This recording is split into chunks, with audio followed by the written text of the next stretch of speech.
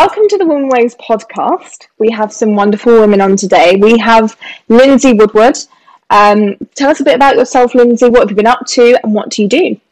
Hi, and thanks for having me. So I am a television editor, mainly working in drama, and I started off as a runner, and just recently I've jumped up to being an editor in like the last year and a half, and was very lucky to work on a TV show called I May Destroy You. Which was amazing! Yes.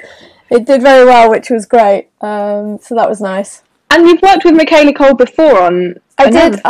So when I was an assistant editor, I worked on a show called Black Earth Rising, which she was also in. I didn't really get to meet her or anything then, but yeah, we were on the same project. That was a few years ago, and then it was because of that and the editor that I was working with at the time that this ended up kind of coming around, and it was that same editor that then got me on board and managed to get me a editing position. So I managed to make the jump from assistant editor to editor, which is sometimes quite tricky. So I've been very lucky. More responsibility. Yes, yeah. That's amazing, because you've gone from being a runner. How is that journey? How do you go from runner to editor? I started off, so I've probably been in the industry about a good 13 years now, I think it is. I started off, I applied for a runner job in Manchester, started off making teas and coffees for the editors and directors.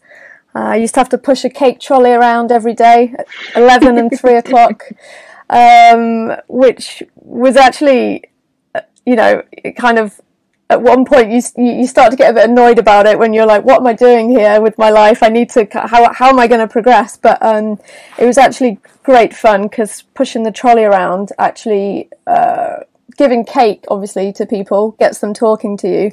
And so it was a great way to get to chat to all the editors and directors and find out like what programs they were working on. And then after being there for like 4 years, a friend of mine needed a freelance second assistant editor, so I decided to take the plunge and jumped into the freelance world, which was quite scary at the time. And then I just worked my way up from a second assistant to a first assistant. So I've been a first assistant for about 10 years. Wow. I think, something like that, coming up to 10 years. And then, I just made the jump last year, I think it was. Wow. What an amazing show to have under your belt as well, as soon as you've moved up. Yeah, a few people have said that to me. It's a very good first editing job to have. So, yes, still pinching You're myself a little bit. Setting the bar for yourself there. It's amazing. Yeah, exactly. But yeah, it's been a great journey, and all the people you meet along the way, and I say it to so many people who are starting off in the industry. Just it's so important, just making that cup of tea and talking to people and just letting them know about your interests, and just talking to them about the projects that they're on. Like editors, we're usually in rooms on our own all day, so if you strike up a conversation in the kitchen whilst making a tea, people are happy to talk to you about what they're doing, and it's a great way of kind of meeting people. Definitely. We also have the amazing Farheen Khan. Tell us about yourself. What have you been up to? Thank you so much for having me. So I'm currently an ambassador of the Girls Network, which is something I'm hugely proud of. But in terms of what I've been doing, I've just been trying to make the most out of summer, because I've already started summer. But as a part of this journey, I'm also mentoring a senior police officer at the Metropolitan Police, and we're working towards creating a podcast for domestic violence. So hopefully that will happen soon. But just in general, I'm trying to make the most out of every day and enjoy summer. You were on our podcast before talking about the police journey, so I wonder how has it developed since you were last on speaking to us about it? Since I last spoke about it, there's been a lot of changes. I think I will be seeing my mentee quite soon at New Scotland Yard. Hopefully we get to start the recordings in their studio, which is something I'm excited about. I think being at New Scotland Yard is something that is so different, and I've heard a lot about it. But we've organised that we want around 5 episodes with a few special guests as well. Just making sure that the episodes aren't too long, but also uploading them at the same time, because it won't really be a continuous sort of thing between me and my mentee. But I'm just really excited for that to come out. So how long have you been doing it now? I've been doing it since February, and it's coming towards an end. So I think the programme will close off around towards the end of August. So I only have a few sessions left with my mentee, but I hope to achieve the podcasting sessions throughout the summer, and then celebrate with all the other mentors and mentees who are a part of this programme. That would be brilliant, and I can't wait to hear it. Absolutely. Thank you. Do you know where you're thinking of publishing it? Spotify, definitely. I think it's a very great platform. And a lot of people can tune into it. So I would say Spotify, Apple Podcasts as well. I think those are the 2 main ones. And I've done a lot of research around that. So hopefully it all goes really well. And I'm very glad to have taken this opportunity. And also, like with our current circumstances, I know it's difficult doing a podcast, and sometimes virtually would be difficult. But I'm very glad to actually do this podcast in person with my mentee and with the help of other campaigns and researchers who will be joining us. Yeah. I always find it so much more different when you're in the room with somebody than it being over Zoom. So it'll be really nice to have the actual connection together and be able to have that conversation. So that would be lovely. Absolutely. Looking forward to it. And finally, we have our wonderful guest that we have on quite a few times now, Charlie Young. Hello. Tell us about yourself, what you've been doing. I mean, you know a lot about me already now, I think, but CEO and co-founder of the Girls Network. But it's, as well as the mentoring program that we run for 14 to 19-year-old girls, we're also looking at how we can do some work with our ambassadors, so our alumni that have gone through that mentoring program, both to help support them and develop them further and as they go into their future lives and careers, but also, much like Farheen's doing now, thinking about how can we give them a platform for their voices and how can we allow them to talk to people in positions of power.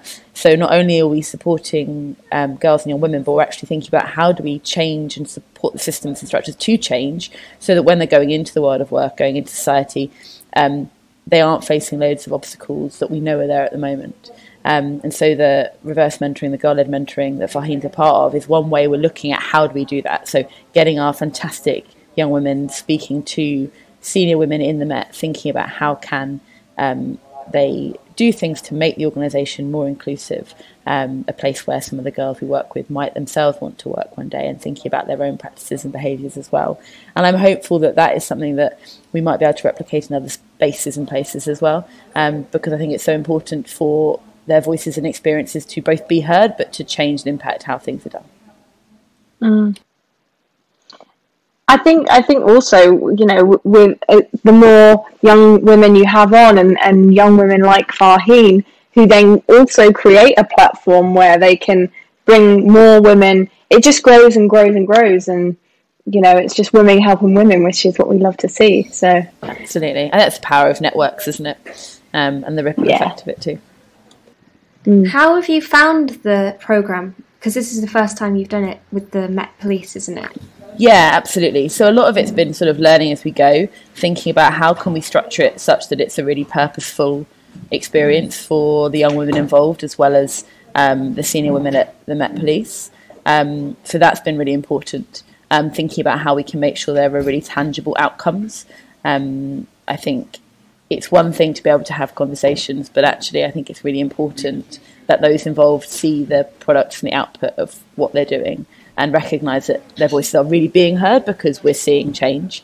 So that for us has been one of the things we're learning, and like, what support do we need to provide? How do we best facilitate those relationships?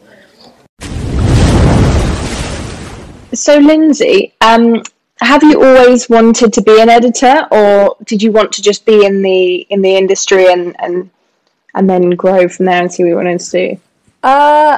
Yeah, I would say that I always wanted to be an editor, but because I know it is very competitive, it was kind of, I didn't know if it would ever happen.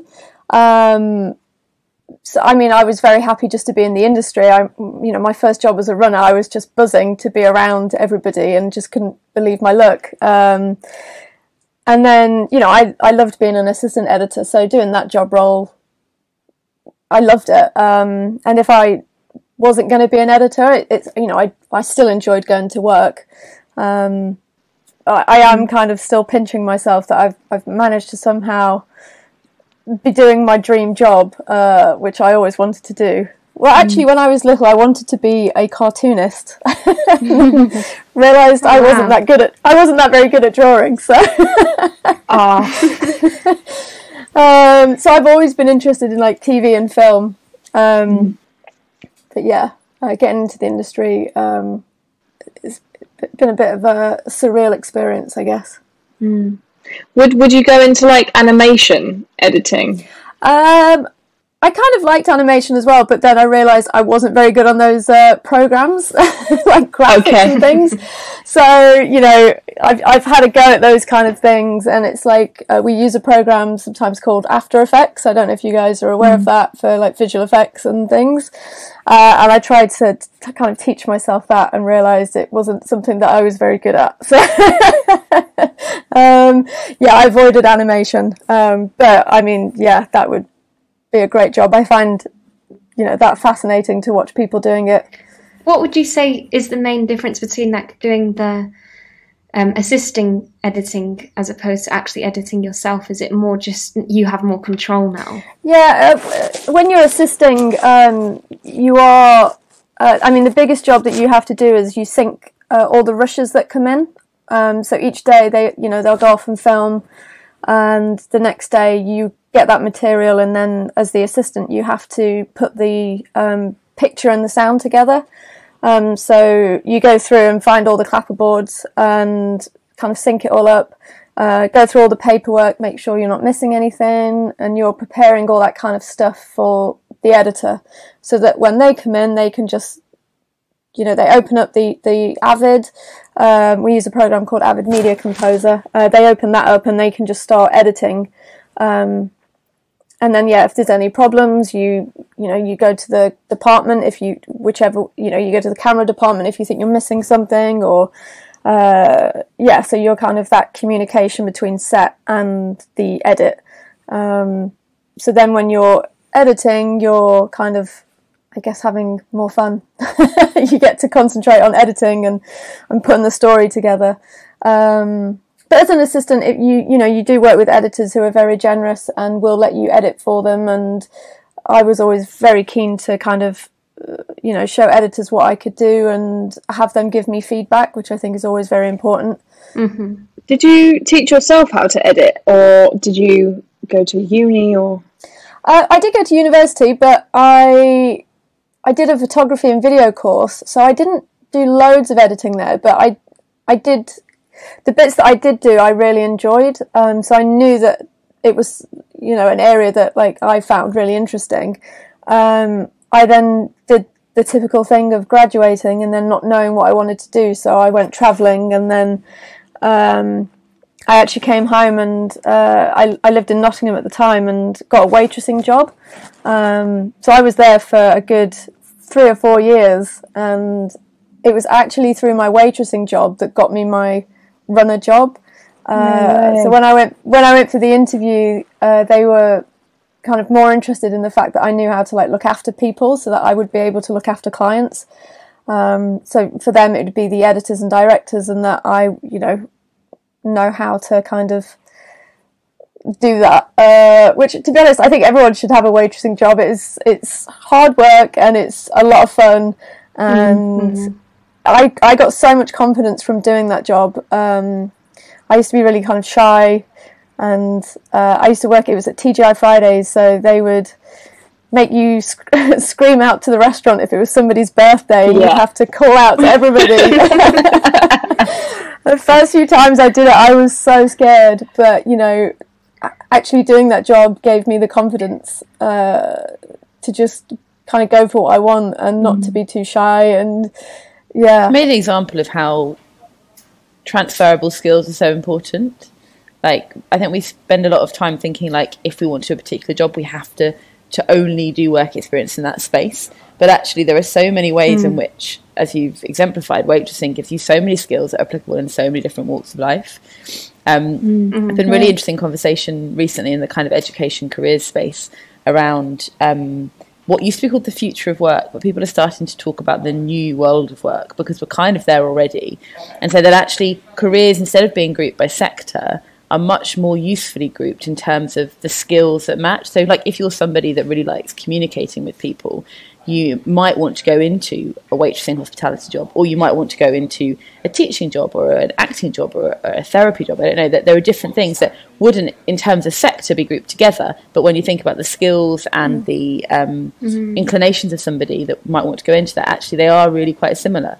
And arguably that's a really useful way to think about it when you're thinking about what kind of jobs might I want to do. That's really useful to think of it like that, because especially at school, you know, when you have to choose your subjects, I think there's such a pressure on, like, you know, every single subject is completely different. But actually, you know, like you said, there's so many roles that are based more on your skills and things that you enjoy doing rather than just what the actual job is. Definitely. I mean, if you think about science, you might go into science because you really enjoy the kind of the process of it and the being in a lab and the experimentation. Or you might really enjoy it because you like the biological side and you want to go into medicine. But they're really quite different jobs in terms of the kind of person you might be and the kind of way you like to work. But we just think science. I also think there's quite a lot of pressure when you're young to kind of know what you want to do. And I think it's, you know, I didn't start working in television until I was 28. So that was quite late on. But, you know, it took me a while to figure out what I really wanted to do with myself and what I enjoyed. Yeah. I think we always seem to end up on this conversation of, like, you know, it's obviously something that needs to be talked about because, you know, young people in general are being told to be put on a path straight away as soon as they go to school.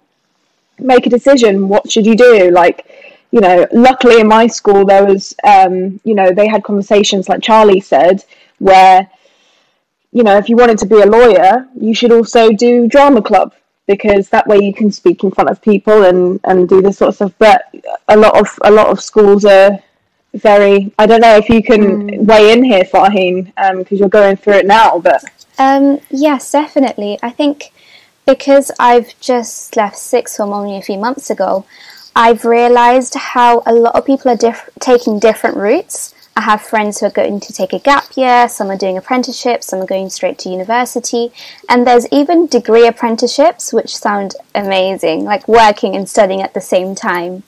And it's just a nice and refreshing feeling to see everyone take their own paths. And I think when you're in sixth form, when you're doing your A-levels, there are career advisors, and they do help and guide you for the different pathways that you have.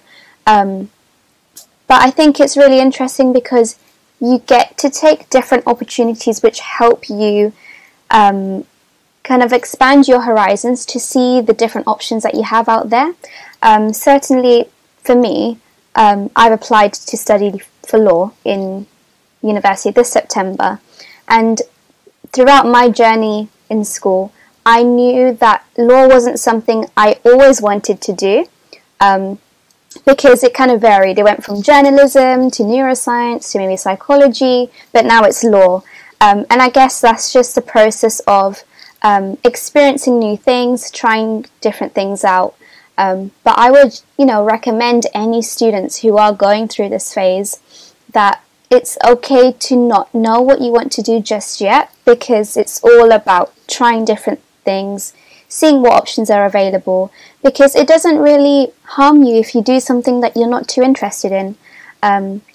Like quite recently, I completed a work experience program, and of course I'm so interested in law, I would want a law firm to come and speak in, but actually there were different companies and technology-based companies, STEM-based companies that came up, and they were speaking about their programs and what they offer, and I took that in, and I realized that it's actually not that bad if you just pay attention to something you're not really interested in, because you do learn something from it, and it's okay if it's not applicable now, but it definitely does help you to expand your horizons, and it lets you to see what's available for you. But I think just trying out different things is a great option to see what you would want to do as a career. Completely agree. Completely agree. Definitely. I know that I've had so many jobs, Brandon. I'm sure you've had loads of jobs as well.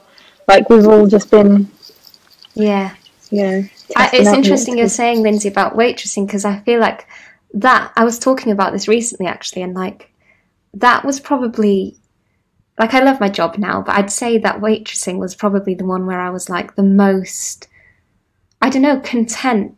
Do you know what I mean? And I think there's such a pressure of like, you have to go down a certain avenue, or you have to do this, or you have to do this. But actually, as long as you're happy and you're enjoying what you're doing, that is the main thing. And I think there's so many different avenues. And like you said, confidence building in certain roles as well, that will then help you in a different field, for sure. Definitely.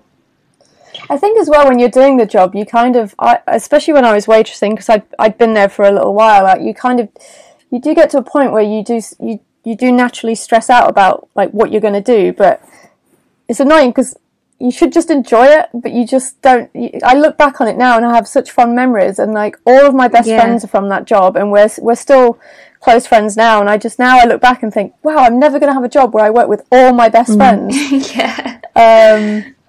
Like that again. And it was the same when I was a runner. Like, you know, it was, you kind of at the time you're like, oh god, how long should I do this job for? Like, what should I do next? And what's my next move? And I look back on that again now, and I was like, wow, when I was a runner, I had no responsibilities really. I just, like, you know, I went to work, I worked hard, but I worked with another amazing group of friends who I've made for life. And you kind of go, wow, I'm never going to have that time again. So it's like you need to kind of enjoy it whilst you're in it and not stress too much and make the most of it, because it all works out in the end, doesn't it? Enjoy the journey and not the end result. Yes, exactly. Sure. Yeah That's so true, because that's what it's all about, isn't it? It is just about the journey. And like looking back, you kind of, in the moment, sometimes I think we can all get carried away with thinking, oh, what's next, instead of just enjoying the moment right now. Yeah, definitely. So, Lindsey, we have to ask. I may destroy you. I mean, it's won a BAFTA. It's amazing. How did you feel when you first got that? Like, did you know what it was about before you saw the rushes, or was it kind of a new thing that you first saw? Well, I read the scripts, and it's weird because when you're on the jobs, you enjoy it, but you've no idea how it's going to be taken when it's released. So, you know, I've had friends who worked on Game of Thrones, and I know on the first season of that, they just kind of, you know, they were going to work and you just plod along, and you know, they had no idea that obviously something like that was going to explode. And I guess it was the same. You know, we went into work every day and it was fun, and you know, it's hard work, but the team was amazing. We had a great time working together, but literally didn't have any idea that it would go as big as it did. But I'm just so happy for Michaela that it has gone that way, and she's amazing. It was great to work with her as well. How much like creative input do you have as an editor, like for that or for anything that you've worked on? Do you kind of, because obviously the edit, it's like so essential to the final piece, and you can like turn anything, you can change anything in the edit. So how do you find like the pressure of that? When I'm on my own, I try not to think about it too much. I know there's a few days on I May Destroy You where I was on my own kind of going, what am I doing here? Like, I don't know if I can do this, but it was fun. And Michaela, she was great in that she did let us experiment quite a lot, and you know, she would just let us go and have fun. There was a episode, I was doing episode 7, so I did 2 and 7. At the end of 7, there was supposed to be this whole big kind of graphic sequence where the character goes online and her social media life kind of explodes, and I didn't have anything on my timeline, and I kept like saying like, are we gonna have a graphics person make this? And they were like, oh yeah, and I was like, okay, but when? Like, I don't have anything there. My episode just doesn't have an ending. And I went into one of the other editors, a friend of mine called Christian, and he'd somehow made this whole graphic emoji thing. And I was like, I thought there was a graphics person coming in to do this. And he was like, well, you know, you gotta try, haven't you? And I was like, oh, I need to up my game here. So it was that moment that like something clicked, and I was like, right, okay. And I remember going into my edit suite, I locked the door I was in there for like 3 days solid, just working on this sequence that was 30 seconds long. But, you know, I found some music. I was doing things like recording my Facebook page off my laptop, recording it live, and like leaving comments. So, because you know, I'm not very good at making graphics, and was doing things like that. And, I was taking things off like stock footage websites, and it took ages to make the sequence, but I remember showing it to Michaela, and I was really nervous because I'd spent so long trying to do this 30-second sequence, and thankfully I was like, am I going down the wrong road here, or is this something we could do? And she was like, no, that's brilliant. And then obviously she had some notes and we worked on it together, but she was great in that, like, she just let me lock myself away and play and show her the ideas that we had. I need to watch that episode again, I think. I mean, see it now. You'll probably miss it, but you know, it's at the end of the episode. So I was quite pleased with it, to be honest. And she was great in that she kind of gave us a whole list of music tracks that she liked, and then we were free to kind of use them and play around with them. I'd found one actually for the end of 7, which was Arlo Parks, and I heard one of the other editors trying to use it, and I literally ran in and was like, no, I need that for my episode. Like, get off.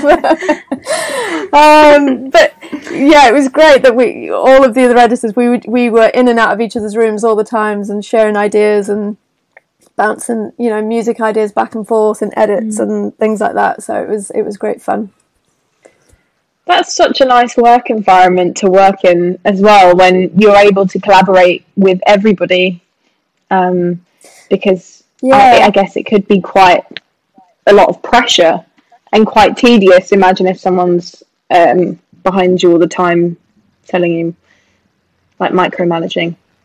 Yeah, and to be honest, because there were 6 of us in the end, 6 editors, it was great the way that we all kind of got on so well, and we actually had to finish the job during the pandemic, so we all literally got sent home, and then we all finished it like at home in like our bedrooms and living rooms. So we still haven't actually had a drink yet to celebrate, or even to say, you know, you get to the end of a job and you have drinks, like a wrap drinks. We haven't done that yet, so we're still waiting. Yeah. So do each of you have an episode each, or like 2 episodes each?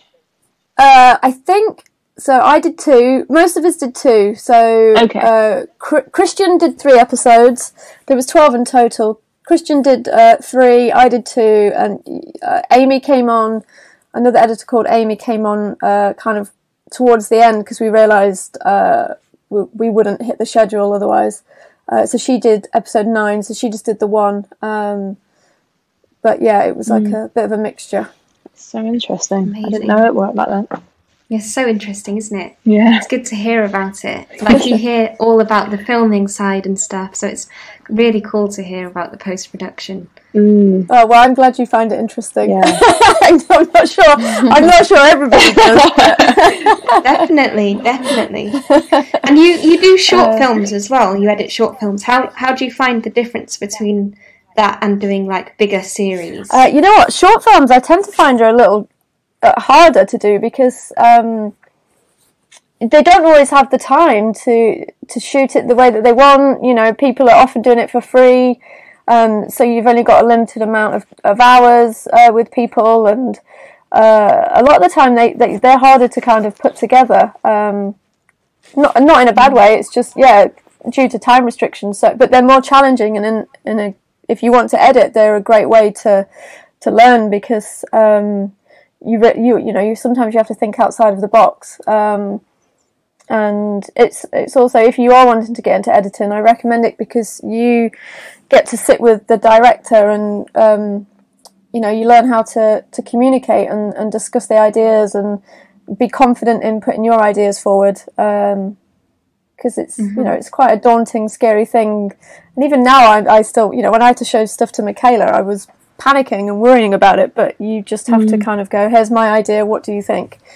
And if they hate it, you've got to have a thick skin and go, right, okay, well, let's, each idea will lead to something else. So yeah. So how do you decide that, and be confident in your decision? How do you get to that point where you're like, you know what, yeah, that's my input. There we go.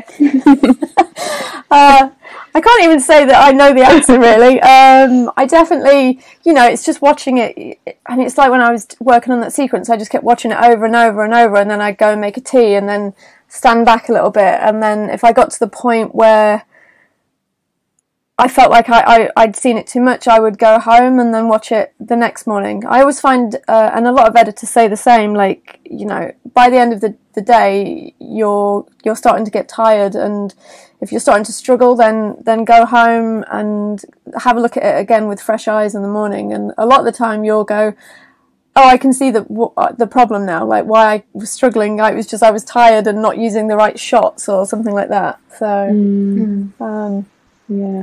Not sure how you always land there, but you get there eventually. And that's probably right with anything, really, isn't it? Taking a step back and giving it a bit of space. Definitely, yeah. Otherwise, I think any project, if you're writing or anything, you can get too close to it and just take a step back. Have you ever thought about going outside of editing, like writing and doing any other bit in? I'm not a writer. I wish I was. No. I'm quite jealous of the people that can do those things. A lot of editors do write their own scripts and have got ideas for programs they want to do, or I've worked with editors who actually want to be directors, or directors who want to be writers. So it's great if you but yeah, I'm not a writer. I wish that I was. Do you ever visit the shoots that are happening before you'd get into the edit stage, or is it normally always just it comes to you afterwards? On each job, I do try and go to set at least once. You do tend to feel a little awkward because people don't know who you are. But to be honest, that's the same when you go to the rap parties as well. Like, if you don't know people, you turn up and they're kind of like, who's that person in the corner? So you've got to, you have to make a bit of an effort to kind of speak to people when you do go along. But it is fun to see it on set. I always find it looks a lot smaller than it does when you get it into the computer the next day. But it's nice to see the way it's shot, and then how it's the way that the pipeline that it goes down before it comes to me. Or when I was the assistant, I would often go to set with the editor, and it was interesting to see the way it's passed on. And then the end product that it ends up being, it's great. Farheen, tell us about the Girls Network and how that's affected your confidence or your social skills. I think being mentored, firstly at the age of 14, has definitely had a huge impact on my confidence, because when I first started the mentoring journey, I wasn't really confident at all. I was really shy. I didn't really like speaking to people at all, but being mentored for a year, it really helped to shape me as an individual. And then when I graduated as an ambassador, that's when a lot of opportunities came my way. And I'm so grateful to this day of doing the celebration speech at the event in 2019. That's when I felt really, really proud of being an ambassador. That's like my proud moment of being part of the Girls Network, because it highlighted the fact that the mentoring journey was so beneficial for me in such positive ways. And I was able to deliver a speech that helped to empower young girls. And I just felt so empowered. And I really loved that powerful feeling, because I was able to give an insight to these girls who will carry that message on and start their own journey. But that was a moment where I learned to be confident in myself. And I think it was a very comforting feeling standing up on the stage, reflecting on everything that had happened throughout my mentoring journey, and how specific moments with my mentor had actually helped me in ways which I didn't think would be that great, because it was so unexpected. Like there were certain things within my mentoring journey that really helped me. And I'm just super grateful to have been an ambassador and to be on the Girls Network, because I wouldn't be the same person that I was when I was 14 years old. I wouldn't be that same girl. And it's just the opportunities that have come along the way. And even though I was mentored a few years back, I'm able to put the same input in now that I'm mentoring someone senior. So when I was mentored, I learned what it's like to be a mentee, and I'm treating my current mentee at the Met Police in the same manner. And it's the idea of applicable skills, as we were saying, because when I first joined on the Girls Network, I didn't know that I actually had a skill in public speaking until I delivered that speech, and I unlocked my potential. One thing that I've always learned at the Girls Network is kind of like a motto that I always say to myself, which is unlock potential, and you are limitless, because we actually all have it in us. It's just you putting yourself first and being able to do things and go out your comfort zone to do it. Because I know for a fact that if I was to be 14 years old right now, I would have not stood on that stage and I would have not delivered that speech. But I guess with every step that I took opportunities, and it has helped me to become the person that I am today.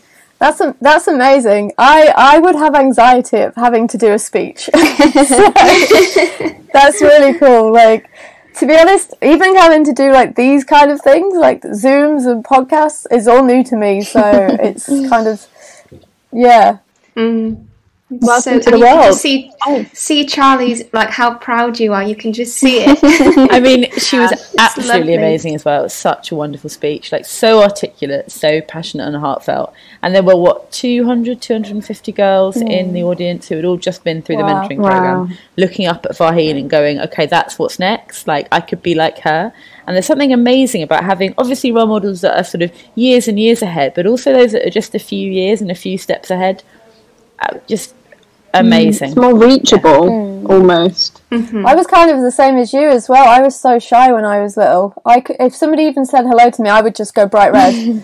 I couldn't bear to be the centre of attention, or even like, yeah. It's definitely something that comes over time, isn't it? Absolutely. As we get older. Yeah. And it can happen very unexpectedly. But it's just pushing yourself to go out that extra mile to do something, and you will see what you're capable of, because we all have potential and we're all limitless. Farheen, is there any pressure that comes with being a role model and a ambassador? I think to an extent there could be, and this also links to my personal life, because I am the eldest sibling, and I have a younger sister who looks up very much to me, and she's seen and supported me throughout the whole Girls Network journey, and she's always said to me, I really wish I could do this program. Can you please speak to our school to get this on the program? Because when I first started the program, it was in cooperation with the school, and the school reached out, and only 14 girls or 15 girls from our cohort got chosen to do it.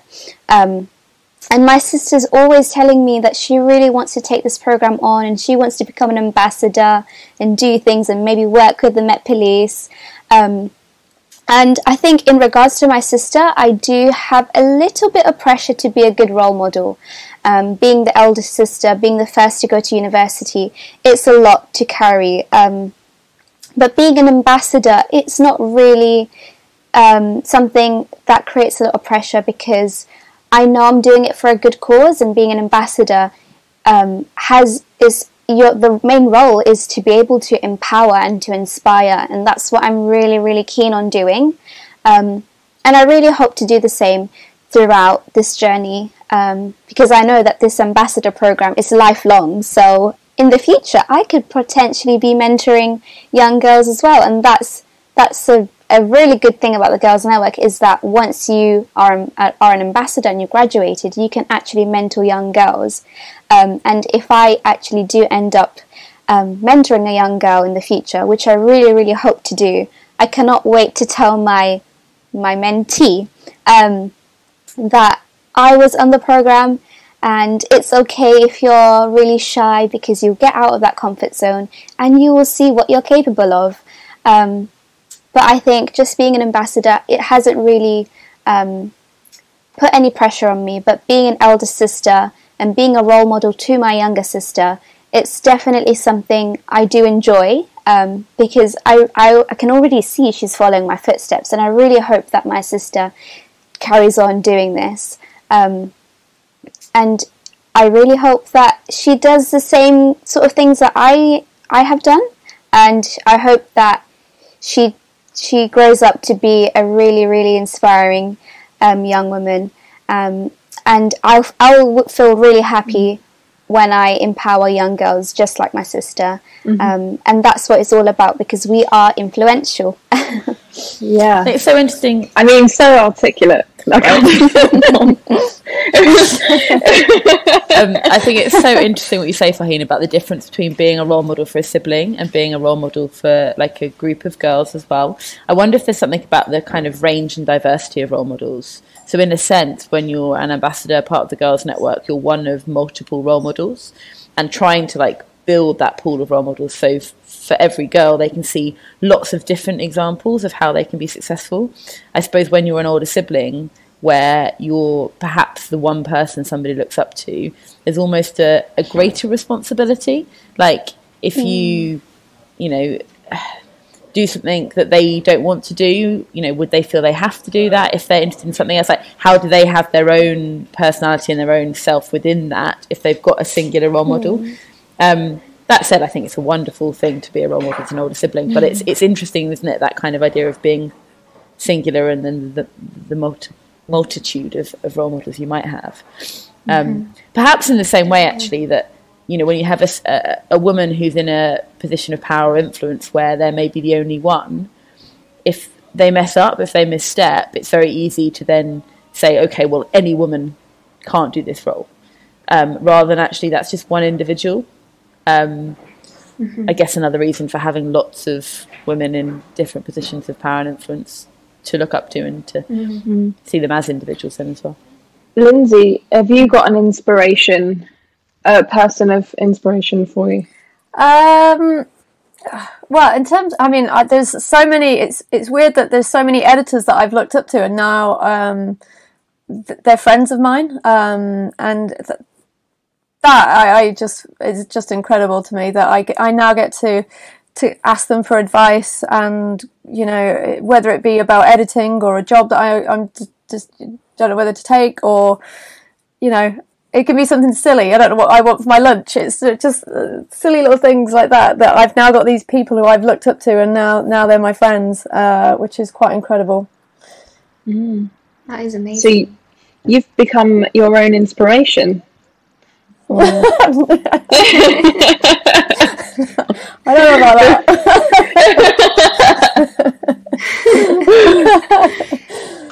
How have you found, Lindsey, working with, because I could be wrong, but I feel like, especially in the editing world, it can be quite male dominated from like a producer's point of view, from like different editors that I reach out to and stuff. I know that the pool of male editors seems to be much bigger than female editors. So how do you find that? How do you find working in quite a male dominated industry, or have you not noticed the effects of it?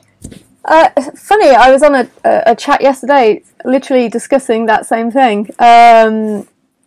When I started off in the industry, I definitely noticed it, and I think there was only one female editor at the place where I was a runner.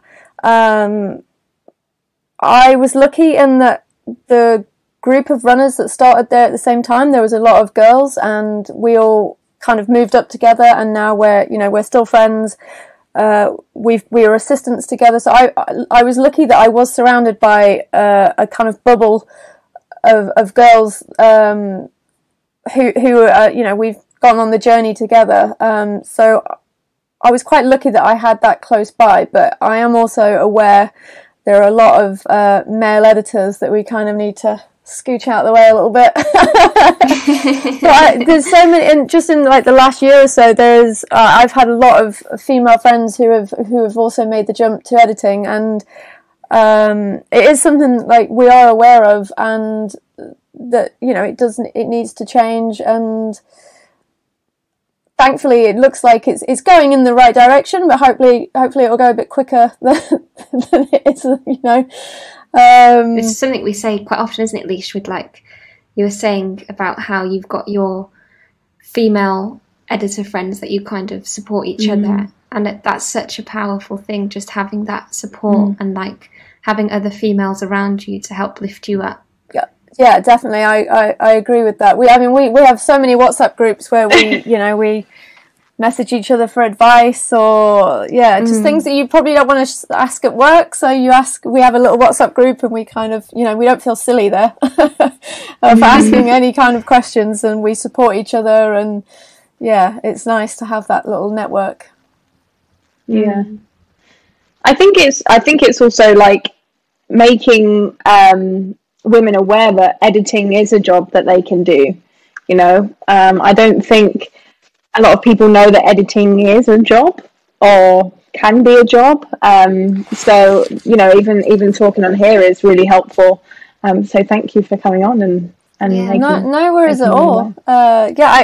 Just touching on that briefly as well, we did say that there's a lot of jobs within the industry that I don't think people realise. Like when you're at school or university, there's a lot of jobs that you don't even know that they exist. My partner's a post coordinator, and it's like she was saying she'd never heard of the role before when she was at university. It wasn't something that was mentioned. So, and she's just kind of fallen into the role, and she really enjoys it. But I definitely think that should be something that we're kind of letting people be aware of a bit more. All the different kind of jobs that are within the industry, and not just this industry.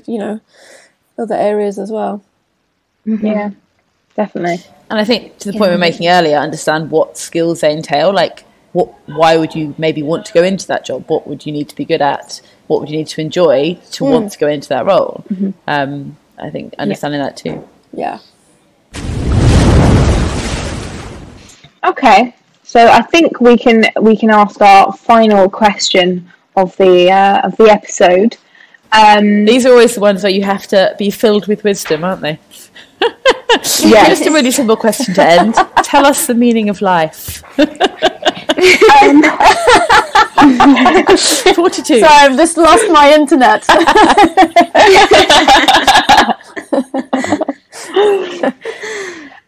Okay, the final question is, what advice would you give to any females listening who are both young, older, and just trying to find their way.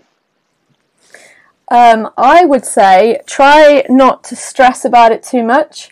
Enjoy the ride, because when it's gone, and you'll look back on it and think, God, I wish I'd appreciated that more. So just enjoy yourself, and try not to get caught up too much and worry about where you're going and those kind of things, and just you'll get there eventually. And I think like we've touched on, like your confidence and stuff, you'll do things that you don't even realize are actually helping with that, like building your confidence with it. And so just enjoy it. Yeah. I'm going to go next because I have a feeling Farheen is going to be really hard to follow. I'm glad I went first. I think sort of building on that and building on conversations we've had before, working out the things that bring you joy, the things you enjoy doing, and focusing on that rather than I've got to be super successful or I've got to meet somebody else's expectations of what success and succeeding and achievement looks like. Like, do the things that you enjoy, that you find fulfillment in, and that will generally lead you down really interesting paths. Yeah, absolutely. Farheen, with the golden nugget. My golden nugget. I would say to any females listening right now to be able to establish a self-care routine and to be able to love yourself before you go on to doing things that you love. That's what I kind of realized, because I think sometimes people are so determined on just focusing on what their passion is, but you need to take some time to soak in and absorb yourself into things that you're best suited to, things that you enjoy doing the most, because there's a saying that's always said, if you don't love yourself, you won't be able to love someone else, and you won't be able to love what you're doing. So I would just recommend to any girl, any females listening, that you have to be able to love yourself and to be able to establish that self-care routine, taking good care of yourself, giving yourself good headspace, clearing out things that are on your mind, just not invalidating your feelings and being able to express yourself, and just take care of your mental health, mental well-being, physical well-being, because in order to do something that you love, something you enjoy, you need to be able to love yourself first. So establish that good self-care routine, do things that you enjoy, find your passion, love yourself first before you could do something else that you love and enjoy. Yay! I mean, very good. Farheen, you love it. Thank you. Also, quickly, I want to say, Charlie, you have just got an MBE. Oh, yeah. Congratulations, that is amazing. Yes. Tell us a little bit about that.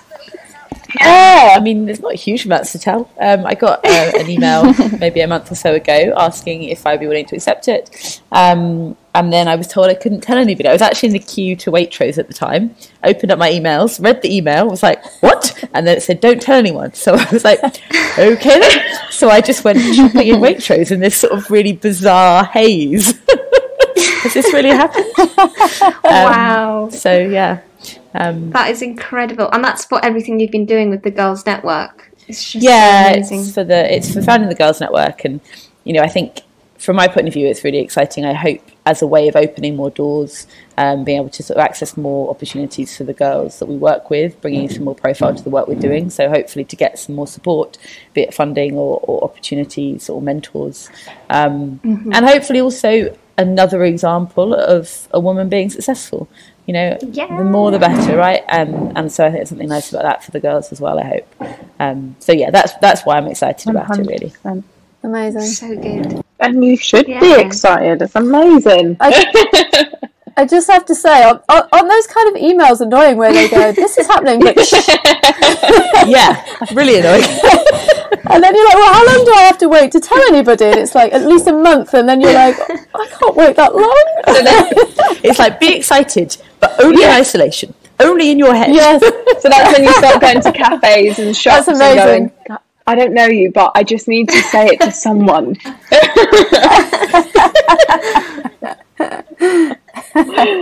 Exactly. Oh, it's brilliant. It's amazing.